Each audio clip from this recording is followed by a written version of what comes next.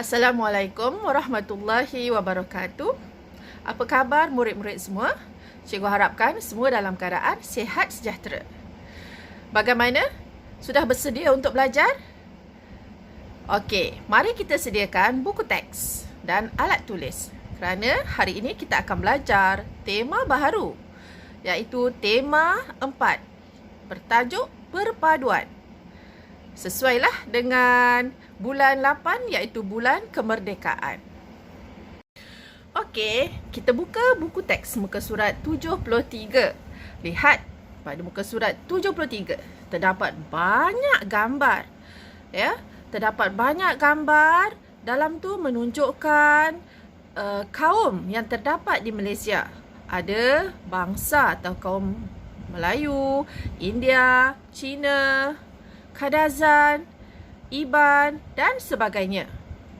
Okey, jadi ini menunjukkan walaupun kita berbeza bahasa, berbeza bangsa, berbeza budaya dan juga agama, tetapi disebabkan kita berada dalam sebuah negara yang sama iaitu Malaysia, kita akan dapat hidup bersatu padu, bertolak ansur dan sama-sama memajukan negara.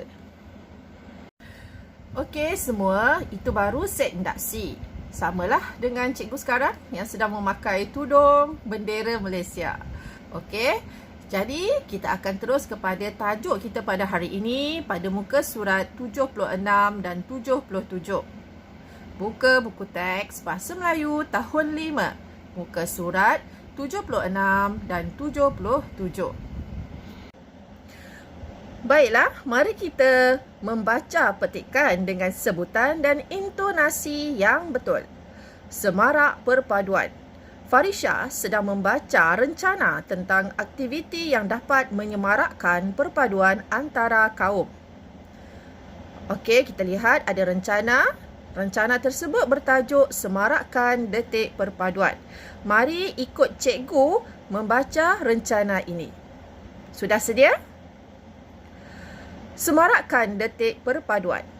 Persefahaman rakyat Malaysia yang berbilang bangsa dan agama amat penting untuk mengekalkan perpaduan. Oleh itu, terdapat beberapa langkah bagi menyemarakkan perpaduan sekaligus mewujudkan keharmonian. Hubungan kekeluargaan yang erat asas pemumpukan perpaduan dalam masyarakat. Peranan ibu bapa mencorakkan kepribadian anak-anak dengan amalan menghormati kaum lain dapat melahirkan keharmonian. Semangat persaudaraan dalam pergaulan harian perlu dididik sejak kecil. Melentur buluh, biarlah waktu rebungnya. Seterusnya, institusi pendidikan juga berperanan untuk menyemarakkan perpaduan. Murid-murid perlu didedahkan dengan sistem pendidikan yang dapat menjamin hubungan yang utuh. Mereka perlu dididik dengan sifat toleransi dan saling bekerjasama dalam pelbagai aktiviti kurikulum dan co-kurikulum. Pergaulan mesra antara murid berbilang bangsa atau kaum ini asas kehidupan bermasyarakat yang harmonik. Di samping itu, anak-anak perlu digalakkan berkomunikasi dengan jiran yang berlainan kaum.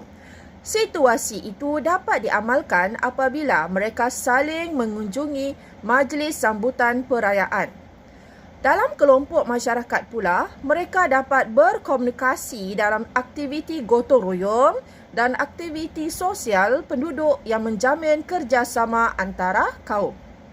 Kesimpulannya, semua pihak haruslah berganding bahu dalam pemupukan nilai perpaduan dalam masyarakat. Dengan semangat kekitaan, perpaduan akan terus subur. Okey, itu rencana. Seterusnya, Farisha juga dicadangkan oleh ayahnya, Encik Farid, agar membaca imbasan sejarah tentang semarak perpaduan. Tajuknya, Hargai Perjuangan Pemimpin Terdahulu. Tunku Abdul Rahman, Tun Tan Cheng Lock dan Tu Viti Sambatan antara tokoh yang dijulang sebagai arkitek yang membina jambatan perpaduan yang diwariskan kepada kita. Kejayaan mereka menyatu padukan pelbagai kaum di tanah Melayu memenuhi syarat penting bagi memperoleh kemerdekaan. Okey, kita lihat gambar. Ada gambar Tunku Abdul Rahman, Tun Tan Cheng Lock dan Tun Viti Sambatan. Okey, mereka merupakan ikon perpaduan, idola ataupun model perpaduan yang mewakili bangsa Melayu, India dan Cina. Bangsa yang terbesar yang ada di Malaysia. Wawasan seorang negarawan.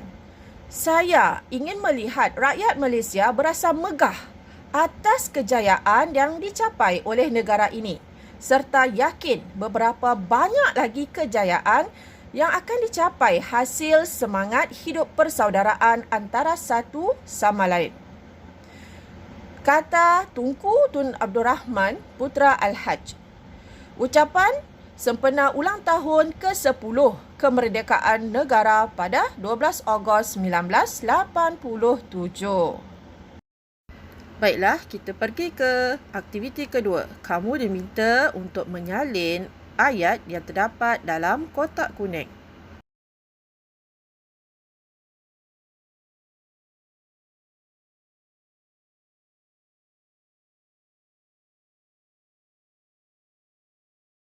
Ayat-ayat tadi masukkan dalam peta pokok seperti dalam gambar untuk bahagian keluarga, sekolah dan masyarakat.